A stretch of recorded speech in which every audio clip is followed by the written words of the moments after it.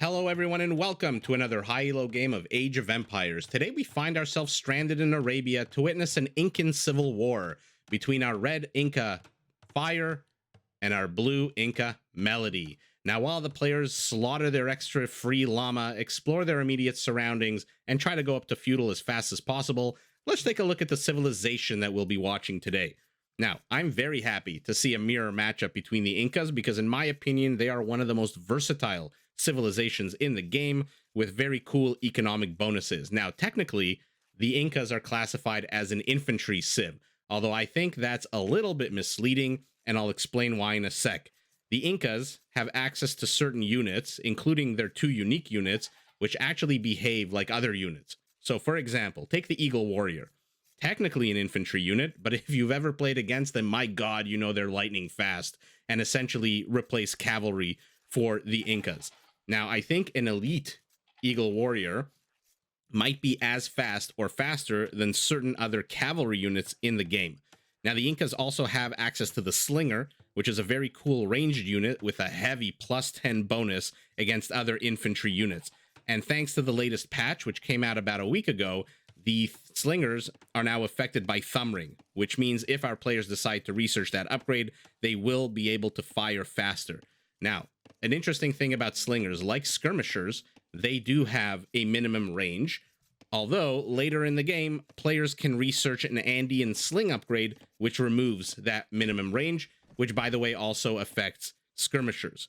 Lastly, the Incas have the Kamayuk, which is an infantry unit with a very heavy bonus against cavalry. I think it goes up to something like +20, depending on which cavalry it fights.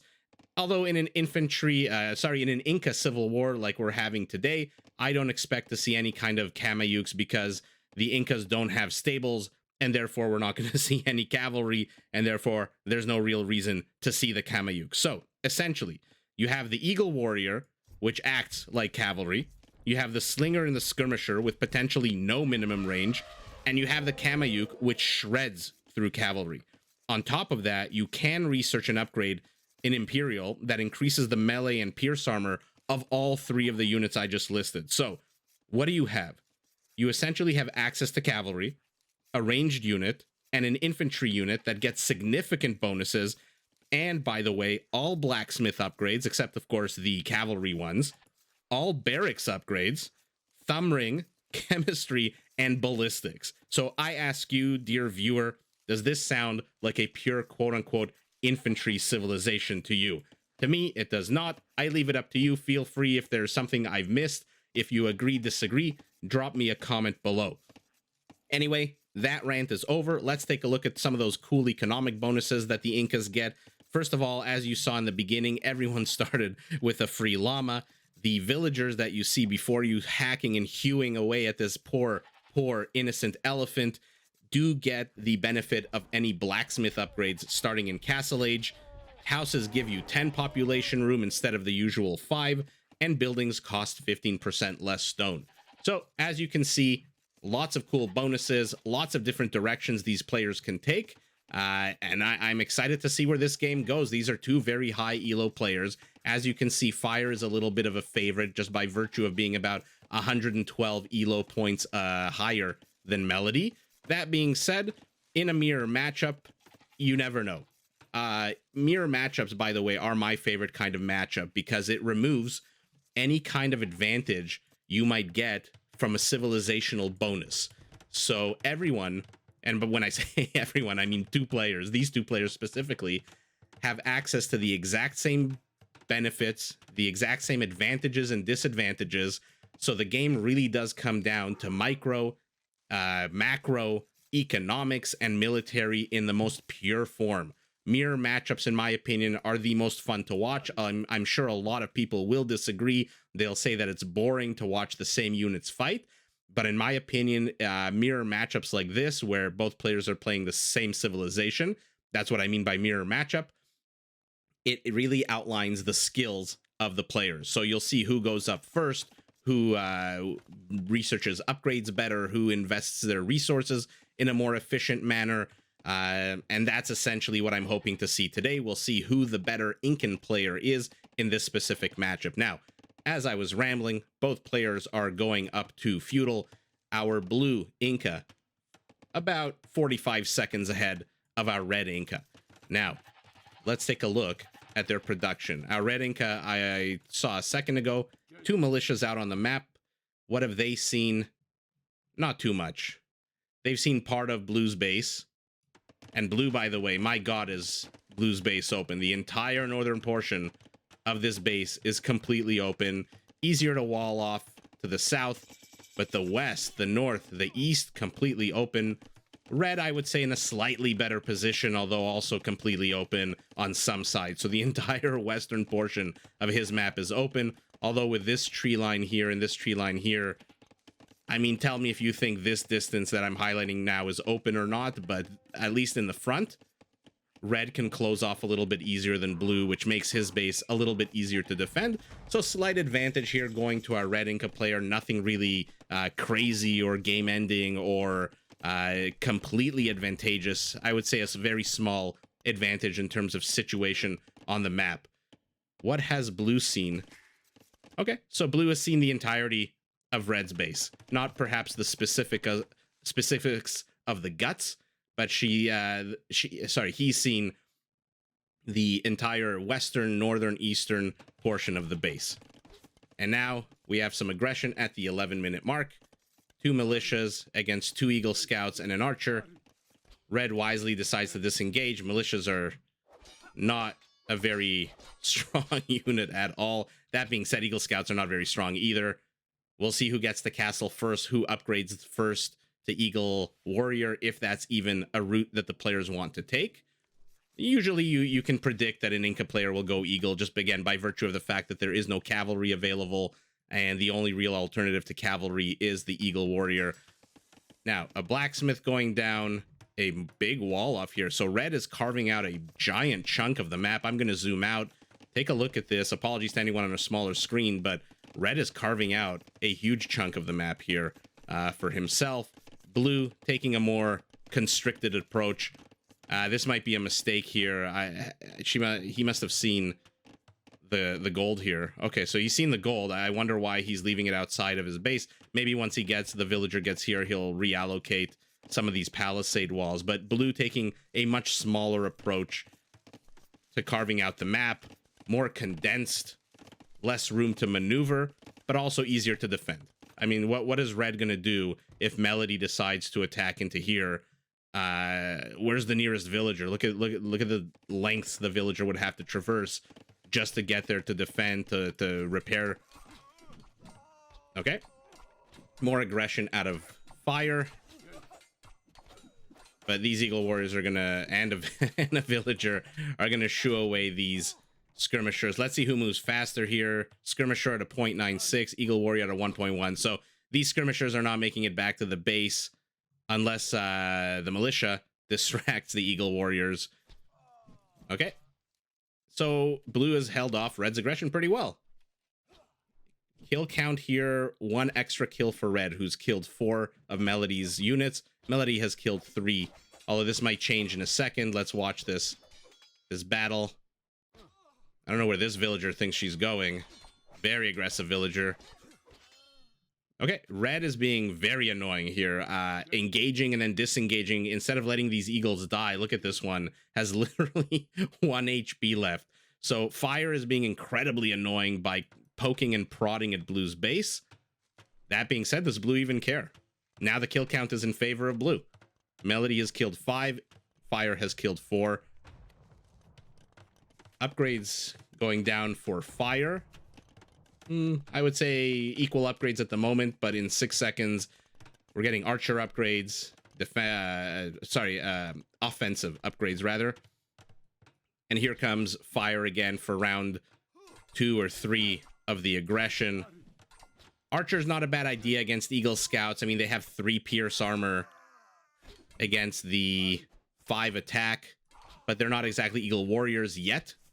Once they get into Eagle Warriors, which, by the way, is not an expensive upgrade, then we'll see the pierce armor jump up, I think, to 5. I could be wrong. I could be mistaken. But for now, red found himself a little nook here where he can be really annoying. This gold mine is not going to get mined anytime soon. Although I say that and immediately a tower goes down. I love casting because you think you know something's going to happen. You think you can predict, and then the players go and do a complete 180 to what you think. Now it's Blue's turn to be annoying with 2 Eagle Warriors, or rather Eagle Scouts. He's managed to distract 4 of Fire's Eagle Scouts, so fantastic efficiency here for Melody, who is still not out on the map. I think he's just happy to defend at home. I wonder if he's planning to go fast castle, although he does not have the resources at all. In terms of resources, Fire is way ahead, although Melody has 1 extra villager. And here we go, getting the forging upgrade. So I think we're going to see Eagle Warriors. I just think based on the upgrades that we're seeing a lot of infantry upgrades. Fire's buying food. I wonder why. Because he's only 40 away from going up to castle. So faster castle here by our red Inca player, who should click up any second, right as I in the middle of my sentence. These archers are just going to be annoying. I don't expect them to be to last very long. They got the 3 kills, which by the way is fantastic for feudal archers who are firing on civilians and Eagle Scouts. 3 kills is a good amount for them. And now Fire is taking the kill advantage with 10-6. That being said, Melody has to be careful here. I mean, it's 4-on-4 with a little annoying archer, but I think his HP is slightly less. That being said, he takes the high ground advantage for 3 of his Eagle Scouts. And look at the longevity of the unit when you have the high ground and you get that plus 25% attack bonus versus the minus 25% attack. Destroys a palisade. Melody is very cocky here, despite the fact that he is nowhere close to going up to castle. Oh no. I'm starting to get scared here for our blue Inca. He might be losing the Civil War any second. Do these Eagle Scouts? Yeah, they see the archers. And they're faster than the archers, so they should be able to demolish this 6 archer force very quickly. Oh no, Fire has entered essentially a kill zone here. Wisely disengages, but no, why are you I mean, this would be a good idea, I would say, against any other unit except the Eagle. With that Pierce armor, although remember, it is still a scout. And let's see how Melody reacts when he sees that his opponent is right now hitting castle. Is he going to sell resources himself to get more food? Is he just going to keep producing? For now, 3 additional Eagle Warriors on the field. Military count fairly similar in terms of Eagle. We have 12-10 in favor of our blue Inca. These archers, I'm not even counting them because they're basically dead. They just don't know it yet. They're poking away at a lumber camp, so that tells you how useful they are at this stage of the game. Nice little battle here in the center of the map. Good catch here by Melody. Although he's got to be careful because Red is now an Eagle Warrior and Melody is still a Scout. So take a look at the comparison. So an Eagle Scout attacks on a 5 right now compared to an 8. And yeah, I was right. 5 Pierce armor based on the upgrades that they have. So that Eagle Warrior upgrade, it's super cheap. But my God, does it improve your Eagles significantly. Now, the Elite upgrade is not so cheap, but it's, yeah, head and shoulders above the Warriors. So we'll see if we get to see Elite Eagle Warriors. For now, bands of Eagles roaming the map looking for blood. I'm surprised that Melody has still let these now 5 archers survive, although why wouldn't he? They're not really doing anything. An attack on the eastern portion of his base. I wonder if Melody made the smarter move here by carving out a smaller chunk of the map. I'm going to zoom out and show you. Look at this small little enclave that Melody has carved out for himself. Slaughters. Despite the fact that his units are weaker and he loses a significant portion, I think he held here quite well. Wow, 2 of these Eagles, are they both on 1 HP? Yeah. So I'm 5 seconds away. I wonder if he'll build a monastery to heal these and invest those resources in that, or whether or not, yeah, immediately gets the Eagle Warrior upgrade, chainmail upgrade. So he's going to catch up in upgrades to Fire, will Melody. But what's Fire building? Let's take a look at Fire's base, see his production facilities. I see a lot of barracks 4 barracks compared to Melody's 4 barracks. Okay, so both players sitting at the same barrack count. Fire used his time upgrade. My god, did he use it well. Look at his Eagle Warrior count. He's going up to 27 compared to the 17.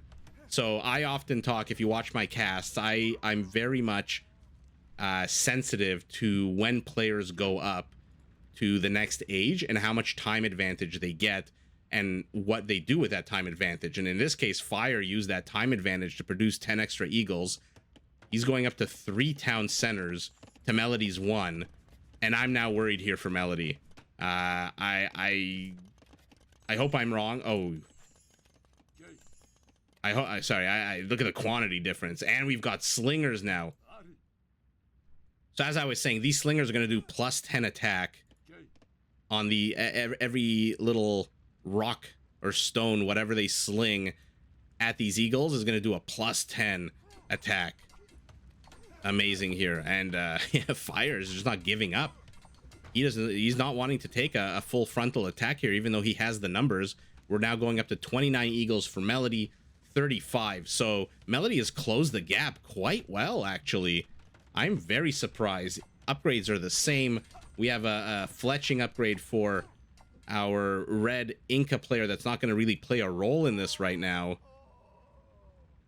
And wow, I'm impressed by Melody. I was worried for him, as I was saying about a minute ago, but he's going up to 32 to 38. That's not that big of a difference.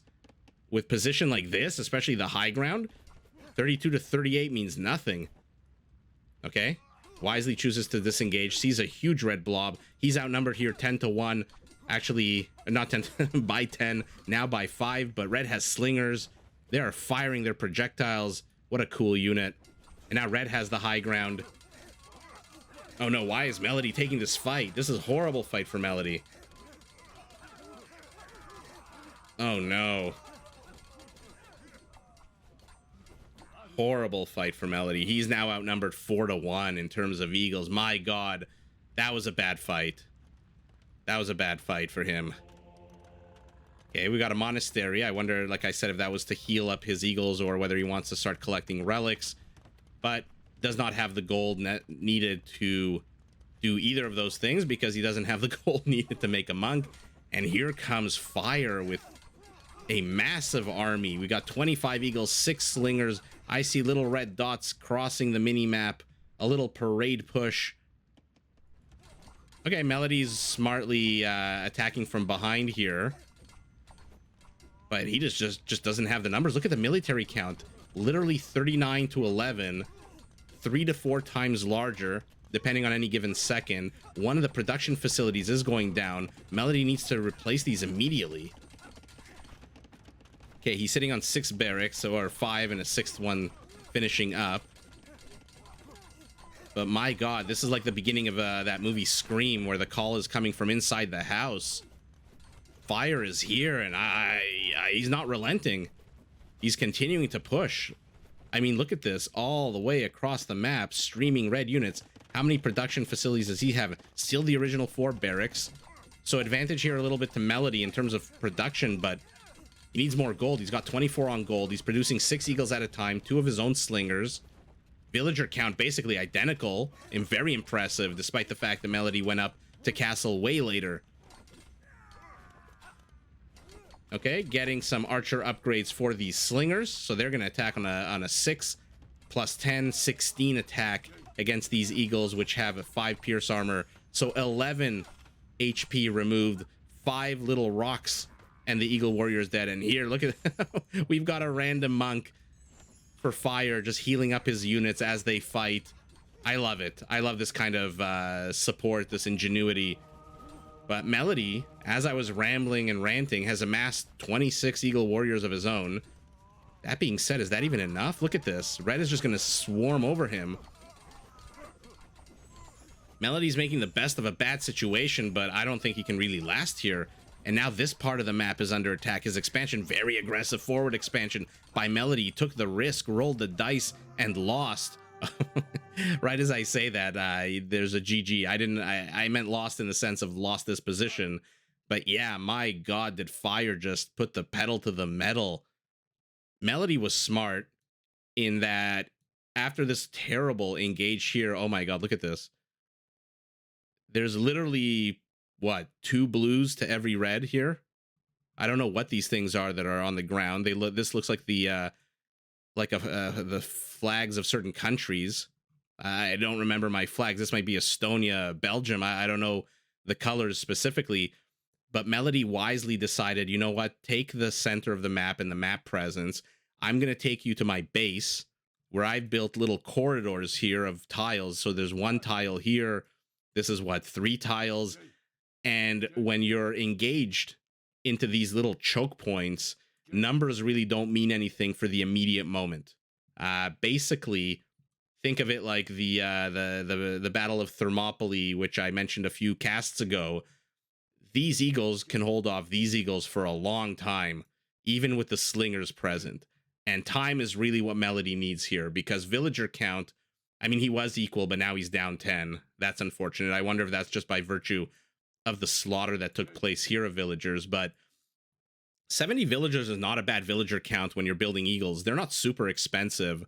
This is a problem that the eagles have broken through here. If I was Melody, maybe I would recommend, or not if I was Melody, but to Melody, I would recommend maybe trying to close off certain avenues of attack, because these eagles, number one, are not going to be scared of the town center. You know, they're not skirmishers, archers, etc., militia, men-at-arms. They've got 5 pierce armor. Actually, let's see their pierce armor. Yeah, still 5. But when you're attacking into choke points, the numbers really don't matter as much as if you attack in an open field. So the slingers complicate things a bit, but there's only 6 of them. That being said, if these 6 decide to focus on 1 eagle, it's basically 1 dead eagle per volley. So every time these 6 fire on a single unit, it dies. But what that does is it gives Melody time to produce more units. And Melody, by the way, is sitting on 6 fully operational barracks to Fire's 4, and Fire has stopped producing eagles at the moment. I mean, it says that there's 8 in production, but I don't see any streaming. What I meant is I don't see them streaming across the map because they're going here. So Melody inadvertently created a distraction for Fire, and Fire is jumping on it like a cat pounces on a little rubber ball and trying to get rid of this. Now, while Fire tries to get rid of this, Melody could have maybe withstood this for a little while, especially with more production. He's got a good amount of food, some gold. He maybe needed some food somewhere else. I would have maybe expanded some farms over here. But overall, by drawing Fire into these choke points, Melody gave himself a bit of a lifeline, a breather. This is interesting. Sorry, I'm interrupting myself. The blue line, I didn't realize that this was a open wall here, that you can see the blue line from the town center. That's I guess it goes through buildings. I mean, you can see it here because this part of the structure is open, but yeah, anyway, I didn't you'd think a unit could go in here, but they can't. But yeah, overall, as I said, when you have a mirror matchup, it really puts into highlight the player's ability to micro their military, macro their economy. And in this specific game, on this map, in this set of circumstances, Fire proved to be the better player. Although some cool moves out of Melody. I think this was brilliant here. Drawing them into the base, into this tight quarters, these narrow alleys of his home turf. And overall, I think a very well-fought game here by both players. Fire just producing. He's going up to 51 Eagle Warriors. I would have loved to seen maybe some more slingers, especially since he invested so much into the upgrades for them. Wisely chose to invest in attack upgrades because I think he knew that they don't really need defensive upgrades because nothing can attack them at the moment. Blue's Eagles are engaged with his own Eagles. And so, oh, this poor villager here dropped his wine jug, spilled everywhere, and he just dies. And it's, you know, this reminds me of, what was it, the second last episode of Rings of Power, that new Lord of the Rings show where, you know, they create, Mordor is created, and there's fires everywhere, and they leave behind, oh God, what's his name? Isildur in the fires. You don't know if he's alive or not, except here we know he's dead. In any event, a fun game. I love to see eagle on eagle violence, eagle on eagle carnage, and overall, fantastic W here for Fire. Proved to be the better player in this specific matchup, but overall, GG to both players. Did you enjoy this video? Check out these other clips and make sure to subscribe and enable notifications so that you're notified of my latest uploads.